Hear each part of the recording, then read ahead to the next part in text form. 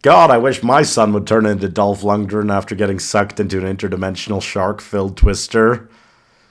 Never said those words before. Fight or we die! That's no shark. That's a Sharkzilla.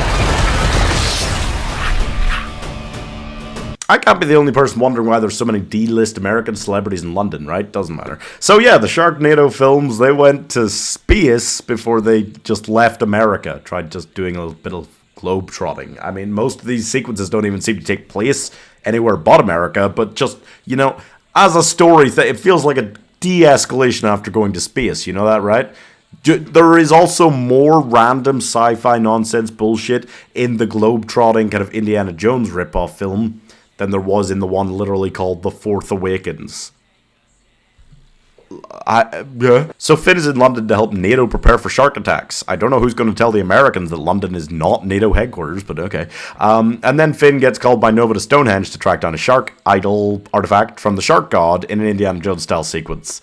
None of that would have made sense to me a few months ago before I started watching through this torturous series. Finn accidentally starts a Sharknado with a dimensional vortex inside of it, which then means it can turn into more Sharknados. Or I'm not quite sure how that happened, actually. None of this made any sense. Like, these films don't focus a lot on story in general, and why they're fine, you know. Why they are what they are, at least. This one does. Like, in as much as it kind of doesn't, it is constant exposition about ancient shark gods and the shark artifact, and, like, none of it made any sense, or tried to. And even if it was just a joke, running joke that they were like, oh, none of this makes any sense, it's bordering on unwatchable. So yeah, they can globetrot without the legwork because they've got this shark artifact that teleports them through Sharknados into another country. And I think this might be the moment that breaks me, because I have gone several times from this is garbage to this is kind of charming and silly as a franchise. I've gone back and forth quite a bit. This might be the one that just breaks me and makes me say, no, as a franchise, it's just complete shit. It's not funny. It's just, they've ruined it. They've ruined the whole thing for me with this one. I can't fathom that the Sharknado interdimensional vortex turned him into Dolph Lundgren. I can't. So they go to Switzerland, where his robot wife turns into a helicopter to fight a Sharknado. Then they get teleported by the Sharknado to Australia, where, honestly, I don't even think they did much. And then suddenly they're in Rio de Janeiro. They're talking to an ancient order of people who can describe why the shark artifact does the things it does, but they don't. And then they somehow end up in Italy, where there's like a little bit of a car chase or whatever, and then they meet the Pope. And he says, "Forgive me, Father, for I am Finn." Then, I swear to God, all in the final 20 minutes, they are somehow in Tokyo. There's a bunch of irradiated sharks that aren't, like, forming one big shark or anything, but they call it Sharkzilla anyway, just because it's in Tokyo.